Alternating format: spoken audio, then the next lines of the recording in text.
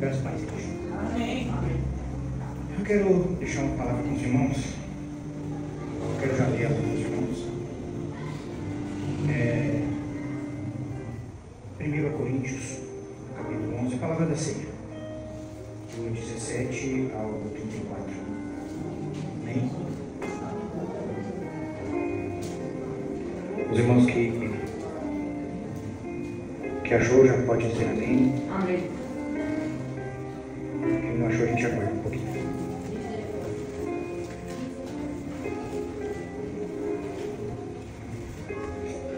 Hoje tivemos um estudo muito bom sobre pecado e a gente vê um pouco de como nós temos um Deus relacional. Amém? Já vou ler para a gente ganhar um tempo. E diz o seguinte: entretanto, nisso lhes vou dizer, não os elogio, pois as reuniões de vocês mais fazem mal do que bem. Em primeiro lugar, ouço, quando de vocês se reúnem como igreja, há dissensões entre vocês, e até certo ponto eu creio, pois é necessário que haja divergências entre vocês, para que sejam conhecidos quais dentre vocês são aprovados. Quando vocês se reunirem, não é para comer a ceia do Senhor, porque cada um come a sua própria ceia, sem esperar pelos outros, assim enquanto uns ficam com fome, outros se embriagam. Será que vocês não têm casa onde comer e beber? Ou desprezam a igreja de Deus e humilham os que nada têm? Que lhes direi? Elogiarei por isso? Certamente que não. Pois recebi do Senhor o que bem lhes entreguei, que o Senhor Jesus, na noite em que foi traído, tomou o pão e, tendo dado graças, partiu e disse: isto é o meu corpo, que é dado por vocês. Façam isso em memória de mim. Da mesma forma, pois a ceia, ele tomou o cálice e disse: esse é o cálice da nova aliança do meu sangue. Façam isso toda vez que beberes em memória de mim. Porque sempre que comerem deste pão e beberem desse cálice, vocês anunciarão a morte do Senhor até que ele venha. Portanto, todo aquele que comer o pão e beber o cálice indignamente será culpado de pecar contra o corpo e o sangue do Senhor. Examine-se cada um a si mesmo, e então coma do pão e beba do cálice. Pois quem come e bebe sem discernir o corpo do Senhor, come e bebe para a sua própria condenação. Por isso há entre vocês muitos fracos e doentes e vários que dormem. Mas se nós tivermos o cuidado de examinar a nós mesmos, não receberemos o juízo. Quando, porém, somos julgados pelo Senhor, estamos disciplinados para que não sejamos condenados com o mundo. Portanto, meus irmãos, quando vocês se reunirem para comer, esperem uns pelos outros, e se alguém estiver com fome, coma em casa. Porquanto vocês se reunirem, isso não resulte em condenação.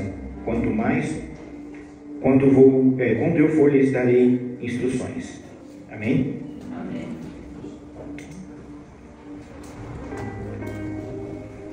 Nós viemos de um conceito de sociedade hoje bastante individualista.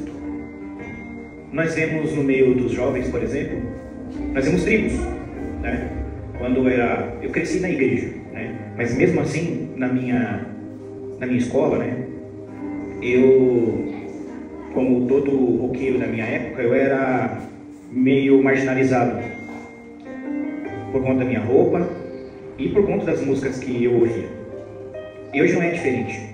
Hoje nós vemos tribos na escola, nós vemos tribos na sociedade. Nós vemos hoje, vamos dizer assim, que hoje essas tribos estão cada vez mais desconstruídas, cada vez mais grotescas. Se a gente for analisar, se a gente for olhar o tipo de sociedade que vivemos hoje. Hoje nós olhamos para a nossa sociedade e nós vemos, ainda vemos roqueiro, nós vemos funkeiro, nós vemos sertanejo, nós vemos pessoal de música clássica, música lírica, nós vemos os góticos, nós vemos, ainda tem, né, as patricinhas, nós vemos os Enzos. São palavras bem, até engraçadas de ouvir, mas existe dentro dessa sociedade. E hoje nós vemos os LGBTs. Dentro dos LGBTs nós vemos aí os Therian, que parece que são pessoas que se identificam com bicho. Pensa em como está a cabeça da sociedade hoje. Pensa como é que está. Satanás desconstruiu a sociedade a ponto de fragmentar ela ao máximo que a gente puder. Agora imagina, nós andando por São Bernardo e a gente vê essa fragmentação na sociedade, na cidade. A sociedade ela está fragmentada. Cada um dentro da sua visão de mundo. E já percebeu que, de certa forma, isso está entrando dentro da igreja também? De certa forma, essa dissensão está entrando também dentro da igreja. Tem uma palavra que ela tanto ela é grega e também no latim, chama cismata ou cisma, que é divisão. E essa divisão ela entrou na igreja. Hoje, dentro da igreja, nós vemos classes sociais. Dentro das igrejas, nós temos algumas classes sociais. Quanto maior a igreja, mais clara fica essa divisão dentro da igreja. Hoje, fora também, dentro dessa igreja, quando a gente não vê essa divisão, nós vemos a divisão na própria igreja. Uma igreja que ela é tão glamurosa, tão elaborada, ela é tão grande, ela é tão visível, que o povo de classe mais baixa não tem coragem de entrar nela. Nós vemos aí algumas igrejas grandes que parecem shopping centers, que a periferia não entra, não tem coragem de entrar dentro de uma igreja dessa. A igreja está se descaracterizando como igreja. Eu vejo dentro dessa palavra, eu vejo isso acontecer no decorrer da humanidade. Se a gente for falar um pouco sobre ceia, quando a gente se junta como família, por exemplo, final de ano, a família se reúne. Todo mundo traz alguma coisa para todo mundo ter comunhão. Mesmo quando a família briga o ano inteiro. O povo fala assim, hipocrisia. E quando eu peguei essa palavra para estudar ela, para trazer, eu vi que às vezes nem tanto é hipocrisia da família, é a vontade de fazer dar certo. Já parou para pensar que a família que brigou o ano inteiro, se ela tenta se juntar na Páscoa, se ela tenta se juntar no Ano Novo, no Natal, ela não está tentando ser hipócrita, ela está tentando fazer dar certo uma coisa que está dando errado o ano inteiro? Já parou para pensar por essa ótica? Então nós temos que começar a pensar diferente. Nós vemos, por exemplo, Babilônia. Nós vemos as seitas pagãs. Quando elas se juntavam para um banquete, nós íamos depravação, nós íamos promiscuidade, nós íamos violência e nós íamos divisão total. Quando eu paro para pensar um pouco sobre isso, eu vejo Daniel, por exemplo, ele negou estar no banquete de Faraó, de Nabucodonosor. Ele não quis o banquete que Nabucodonosor ele ofereceu, porque ele era um servo do Senhor. E aquele banquete de Babilônia, ele não era só os manjares oferecidos, mas o ambiente que era servido aquilo era um ambiente de promiscuidade. E ele preferiu se recolher e escolher o alimento para que ele comesse. Eu vejo, em meio a isso também, eu vejo o filho pródigo. Quando ele retorna à casa do pai, o pai ele mata um cordeiro e celebra com o filho. E o filho que está com o pai, que sempre esteve com o pai, não entende porque o pai celebrou com ele, com o pródigo, e não celebrou com o filho que estava dentro da casa.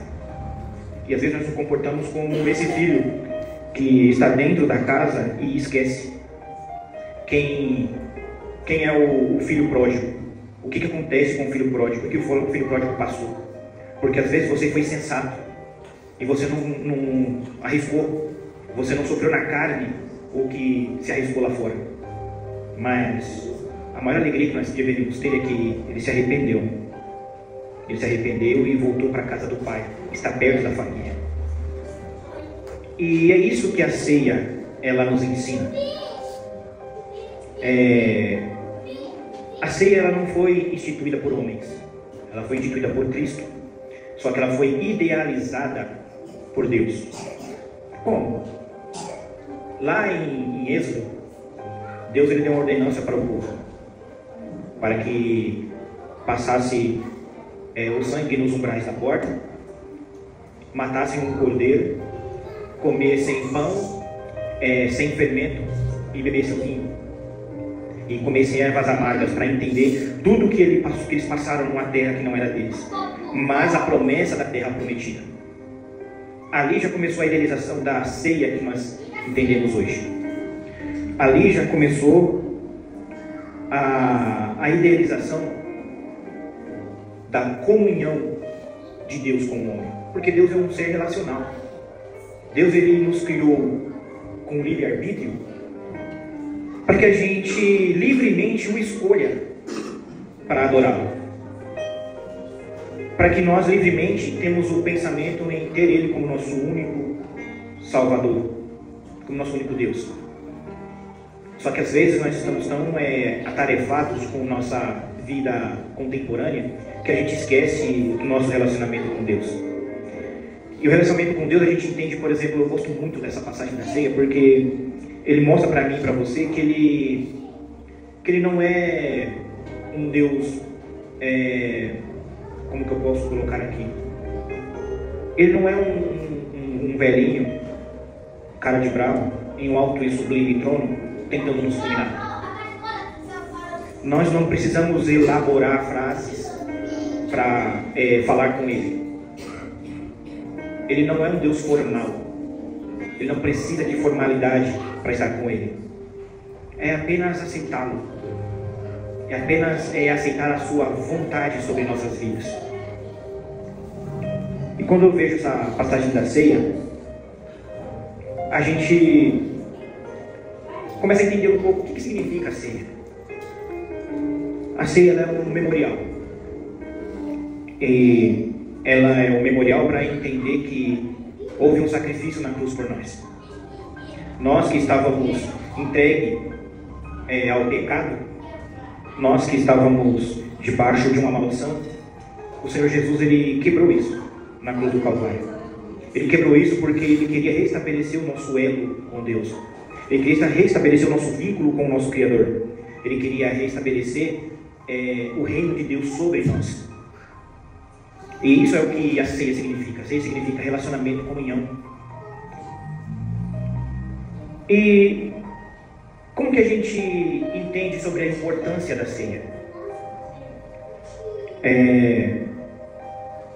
Assim como Deus ele libertou o povo, lá o povo de Israel do Egito, Ele nos libertou das amarras do pecado. Ele nos libertou das amarras da morte. A celebração da ceia é para a gente entender, todo o projeto de Deus nas nossas vidas. A ceia não é algo que lá todo mês alguém vai lá e come um pedaço de pão e toma um golinho de suco de uva. Não é isso. É o significado. Qual é o significado da ceia para mim e para você? Como que ela reflete a nossa vida com Deus? Aqui foi falado sobre amar o próximo no estudo de hoje. E vem bem de encontro a essa palavra. Porque a ceia é comunhão. A ceia é fazer com que a igreja se torne um só corpo. Que todos nós nos tornemos um em amor e em comunhão. E dentro disso nós vemos 6 motivos para a gente participar da ceia do Senhor. E o primeiro é a obediência a Jesus. Porque nós vemos, por exemplo, que é o que Paulo ele parafraseia, né, que é o Mateus 26. Ele diz assim: enquanto comiam, juntou o pão, deu graças, partiu e deu aos seus discípulos, dizendo: tomai, comei, isto é o meu corpo. Então Jesus ele ordenou. Ele falou assim: comam e bebam por ele, porque esse é o meu sangue, e esse é o meu corpo. E fazei isso todas as vezes que comeres em memória de mim. Para a gente lembrar, a gente entender quem é o Cristo que nós servimos, quem é o Deus que nós servimos. É para a gente entender que a nossa comunhão ela começa dentro da nossa casa, dentro da nossa família, e se estende para a igreja, que da igreja se estende para a sociedade. E o segundo motivo é em memória da morte de Jesus. Tomando o pão, tendo dado graças, partiu e o deu aos seus discípulos. Esse é o meu corpo dado em favor de vocês. Façam isto em memória de mim. Então, é essa a memória. A memória em que o corpo de Jesus ele foi partido por nós. Já parou para pensar que Jesus ele não tinha pecado algum? Ele teve uma agonia tão grande no Gólgota que ele suou sangue. E essa condição, ela é uma condição clínica que, quando a pessoa ela passa por esse estresse de chegar a sair sangue pelos poros, o toque, só o toque, um simples toque, dói como que se estivesse cortando a pele. E depois disso ele foi ferido por nossas transgressões. Eu não lembro o nome dessa condição clínica, mas é uma condição que faz com que a pele fique mais sensível. E Jesus ele morreu por nós, sofrendo essa dor. Em Isaías fala que Deus ele teve prazer em esmagar Jesus por nós. Já pensou?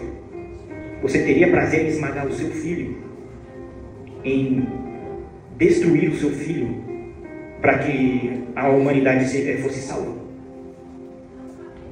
A ceia é para a gente entender isso. A ceia é para a gente entender qual é a nossa pequenez mediante a soberania de Deus, mediante ao poder de Deus. Mas mesmo nós sendo pequenos, o Senhor nos olhou. O Senhor nos viu e nos alcançou.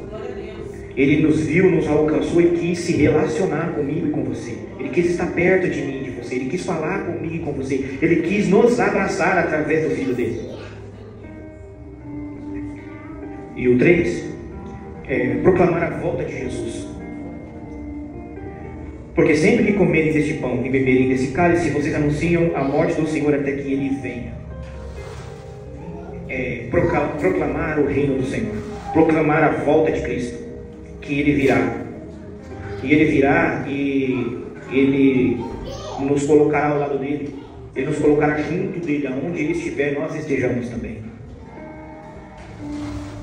O 4. Sermos um em Cristo.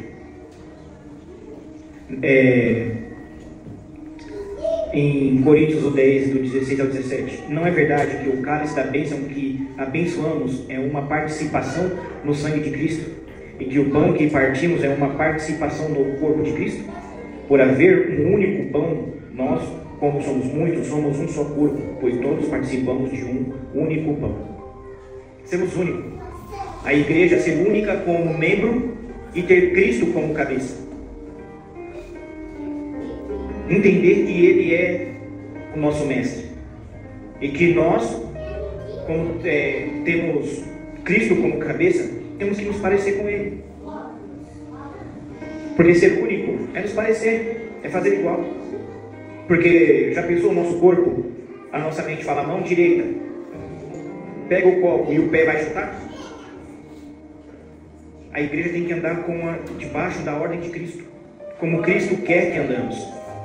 E essa também é um dos significados da ceia. É entender quem é Cristo para mim e para você. O 5. Perdoados pelo sangue de Cristo.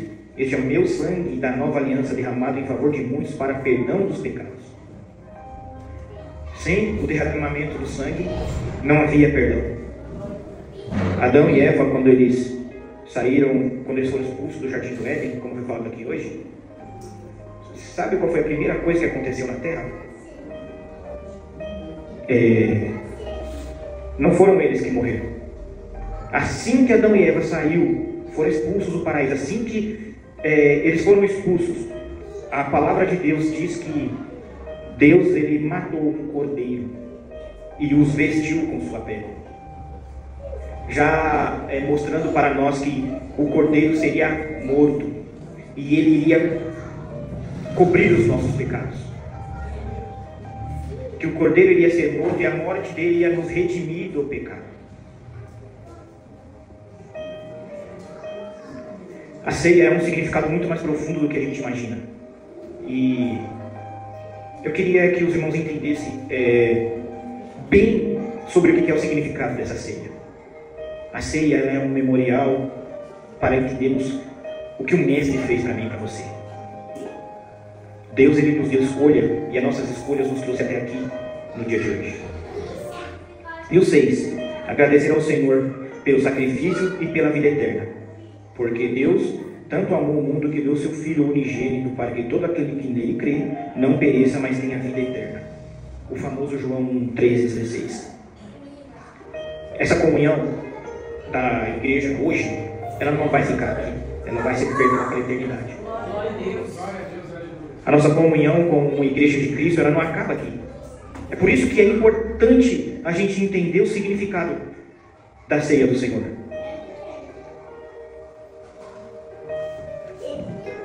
E nós vemos também a questão dos elementos da ceia, que é o pão e o vinho. Alguns historiadores eles acreditam sobre que o vinho, no caso, era um vinho fermentado. Só que nós podemos entender que dentre a ceia, ela foi instituída através da Páscoa. Jesus com seus discípulos, eles estavam celebrando a Páscoa, e Jesus, ele no meio da celebração da Páscoa, ele interrompe a celebração da Páscoa e ele começa a instituir a ceia da nova aliança. E dentro do tradicionalismo judaico, quando havia o vinho na questão religiosa, por exemplo, na Páscoa ou nas festas dos tabernáculos, no Yom Kippur, uma das principais coisas era tomar o vinho ou comer pão que não tinha fermento, porque o fermento simbolizava pecado. E isso não quer dizer que o povo judeu eles não tomavam vinho fermentado, sim, mas nos principais festas que eram instituídas pela lei, eles não tomavam o vinho fermentado, porque uma das condições era tirar o fermento, porque o fermento simbolizava a dissensão, a separação, a vergonha, o pecado. Então, Jesus ele nos ensina para tomar a ceia em comunhão e também entender que nós não temos parte com o pecado mais. Não temos mais. Aí a gente pode pensar até, mas há um dia específico para a ceia? Aí isso depende da interpretação vamos dizer assim, depende da teologia de alguns, tem muita linha teológica sobre isso. Tem uns que tomam a ceia semanalmente, outros tomam mensalmente como a gente, e tem outros que tomam anualmente. Os que tomam anualmente, eles interpretam por conta dessa condição aqui, que na Páscoa, a ceia ela foi interrompida e começou a ceia. Então tem algumas denominações que em todo o mês de abril, o mês da Páscoa, eles, em vez de celebrarem a Páscoa, eles celebram a ceia do Senhor todo o ano. Que também não é algo, não é heresia. O modo que a gente celebra, os dias que a gente celebra a ceia não é heresia. É interpretação de cada um. O que importa é que a ceia seja tomada. O que importa é que a ceia seja celebrada. Aí entra aquela questão, quem deve tomar a ceia? Nós vemos um pouco ali a visão do apóstolo Paulo, dentro do que a igreja em Roma estava fazendo, que a igreja em Roma, ela estava sendo elogiada pelo seu crescimento, ela estava sendo elogiada pelo serviço que ele estava prestando ao Senhor, Mas o apóstolo Paulo, a principal crítica do apóstolo Paulo era a separação que tinha dentro da igreja de Roma. E qual que era essa separação? Nós vemos que quando eles se juntavam, primeiramente é porque na época, primeiramente se juntavam os que tinham dinheiro, traziam as melhores coisas, juntavam os que tinham dinheiro em um canto, comiam, bebiam, se fartavam e uns até se embriagavam, e esqueciam dos que não tinham nada, dos pobres, que faziam parte da igreja. E ele falava assim: se vocês acham que eu elogio vocês, isso eu não elogio. Eu não elogio vocês, porque vocês estão fazendo separação dentro da igreja. Vocês estão separando a igreja do Senhor. Vocês estão fazendo separação de classe dentro da igreja do Senhor. Vocês não estão sendo o corpo. Essa era a crítica de Paulo para a igreja de Roma.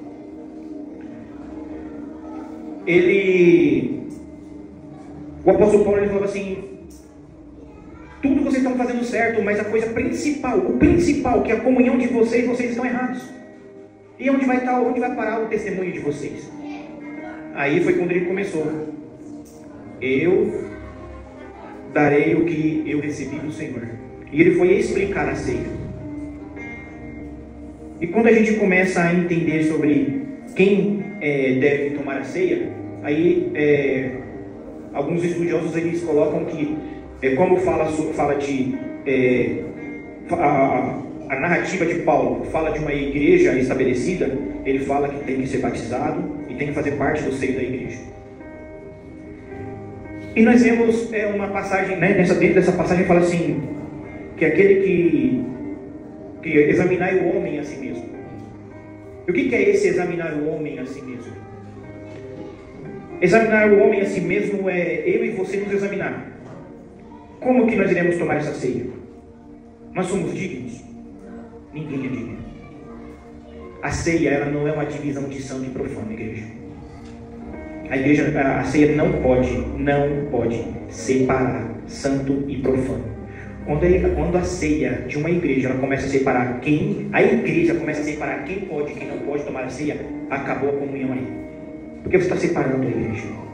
Sabe quem que não pode tomar a ceia? Nós vamos ver um pouco aqui mais pra frente.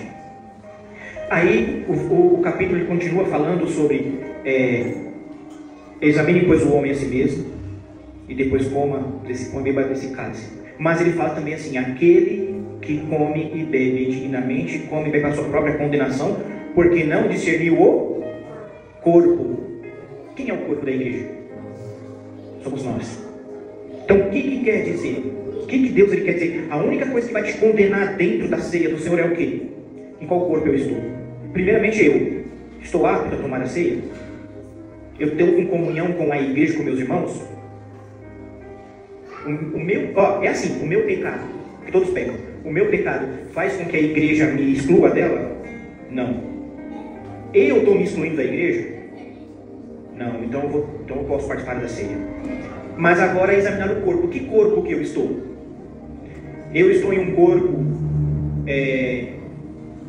vamos colocar nesse sentido, eu estou em uma igreja bíblica, porque o corpo é a igreja. Eu estou numa igreja bíblica? Eu estou numa igreja que professa o nome de Cristo? Eu estou numa igreja que fala do amor de Cristo? Ou eu estou numa igreja herética? Eu estou dentro de uma seita? Eu não sei se tem pessoas aqui de outras igrejas, mas eu preciso de falar um pouco sobre isso. Eu estou numa igreja, por exemplo, numa testemunha de Jeová, que o cálice vai passando e eles vão falando assim: eu não sou digno e ninguém toma. Eu estou em uma igreja, em uma igreja que tem os santos da igreja, em que julga a igreja por tomar ceia, que não condiz com o que a pessoa quer. Eu estou numa igreja que Cristo não é o suficiente. Eu tenho que adorar outros santos para participar delas. Eu tenho que fazer uma comunhão com algum outro santo que não seja o Cristo bíblico. Isso você tem que estar examinando. É esse tipo de coisa que vai te levar para o inferno, igreja. Se você estiver dentro de uma seita, você não está indo para o céu. Se você estiver dentro de uma igreja herética, você não vai para o céu.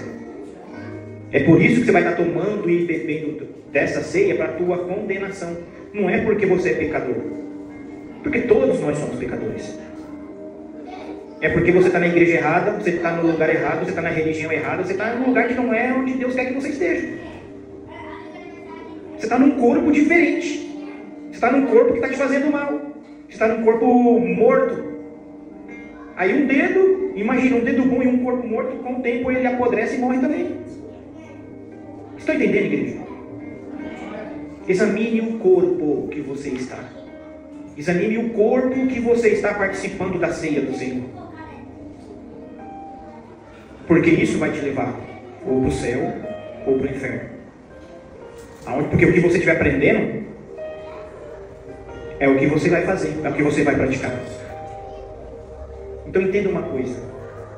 Se você é cristão, se você ama Jesus, se você ama os seus irmãos, se você está em comunhão com Cristo, se você está bem com a palavra de Deus no seu coração, toma ceia. Ah, mas só que infelizmente aconteceu isso, aconteceu aquilo. Se você confessou e deixou, você já alcançou misericórdia. Infelizmente eu não entendo o porquê que as igrejas hoje ela coloca a ceia, que é comunhão, eles colocam uma separação. Uma coisa que é para juntar o povo e fazer com que o povo seja um só corpo. E aqueles que estão doentes sejam curados pela comunhão de Cristo, através do corpo dele, eles jogam a pessoa fora. E não é assim que a igreja veio, que a ceia veio instituída.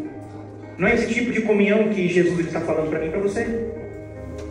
O que ele está falando para você é o seguinte: está bem com a tua igreja? A tua igreja te ama, você ama a tua igreja? O corpo que você está inserido é bom para você?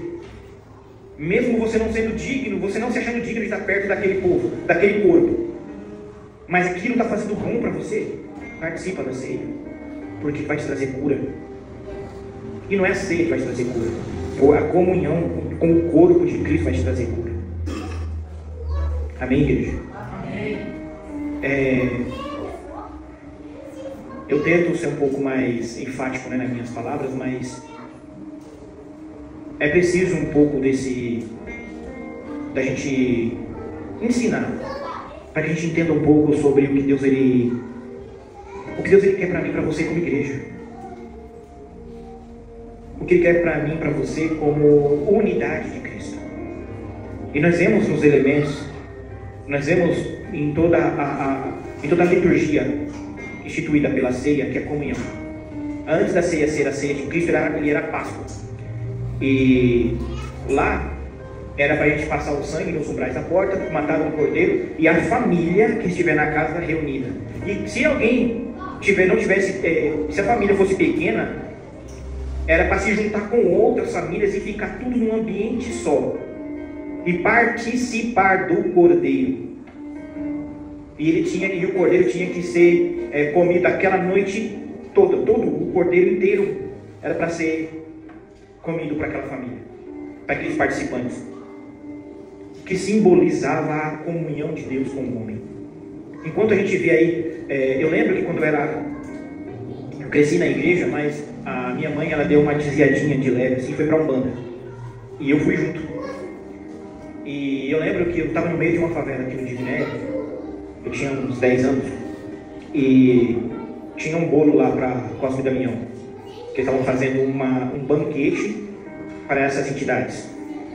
E como toda criança, a gente estava lá pegando o glacê do bolo. E desde aquela época eu já não gostava muito de doce. E eu, nossa, tá doce, né?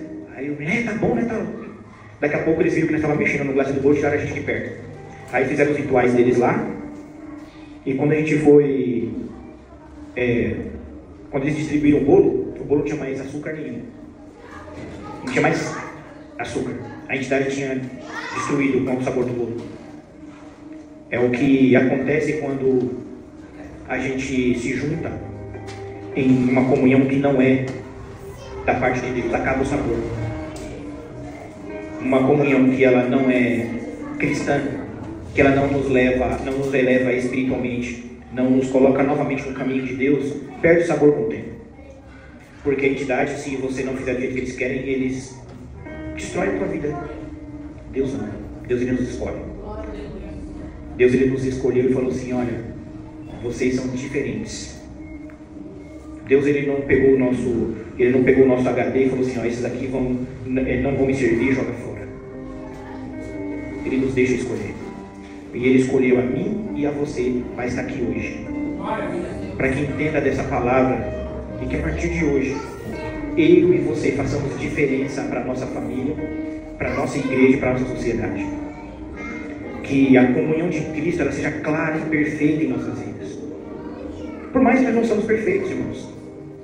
Sabe como é que Deus vê a nossa perfeição? As mamães que têm os filhos pequenos, aí os papais que têm os filhos pequenos. Vocês entenderem um pouco o que Deus quer de mim e de você. Quando Ele faz um desenho seu, o primeiro desenho que Ele faz de você, Ele fala assim: olha papai, olha mamãe, como é que é o desenho? É um desenho artístico? Mas você fala o quê? É o que Deus fala com o teólogo mais sábio do planeta, de toda a história hoje. Ele vê um rabisco e fala assim: que bonito, filho. É o que Deus fala para mim e para você. Não somos perfeitos, mas o nosso esforço em agradá-lo, Ele fala: está perfeito, filho, parabéns. Estão entendendo, igreja? É isso que nós somos para Deus. E hoje Ele nos trouxe aqui para isso. Para que a gente entenda que, por mais que não somos perfeitos, nós podemos fazer o máximo, o melhor que podemos para que o Senhor se alegre. Nós vamos agradar o Senhor? Nós vamos surpreender a Deus positivo e negativamente? Não, porque Ele sabe de tudo. Mas Ele nos permite tentar agradá-lo, porque nós não sabemos, mas Ele sabe. O importante é que Ele sabe. Então, que o nosso esforço para ser igreja, o nosso esforço para ser comunhão, que entenda que é para que a sociedade veja Deus em nossas vidas, em mim e em você. Que a ceia, a partir de hoje, para mim e para você, não seja apenas comer um pedaço de pão e um suco de uva, mas que seja a renovação da nossa vida, que seja o entendimento do relacionamento de Deus para com a igreja. Amém, igreja? Amém. Que a partir de hoje nós entendemos que somos corpo e que como corpo nós não podemos deixar mais, nós não podemos aceitar nenhum doente na igreja. E aonde tiver um doente, nós vamos ser a cura para ele ou para ele. Que aonde tiver um necessitado, onde tiver alguém que precise de nós, que nós sejamos bênção para essas pessoas. Que esse é o nosso principal objetivo como igreja. Porque senão essa ceia nunca vai ter significado para mim e para você. Amém? Eu quero agradecer a minha oportunidade em nome de Jesus. Amém?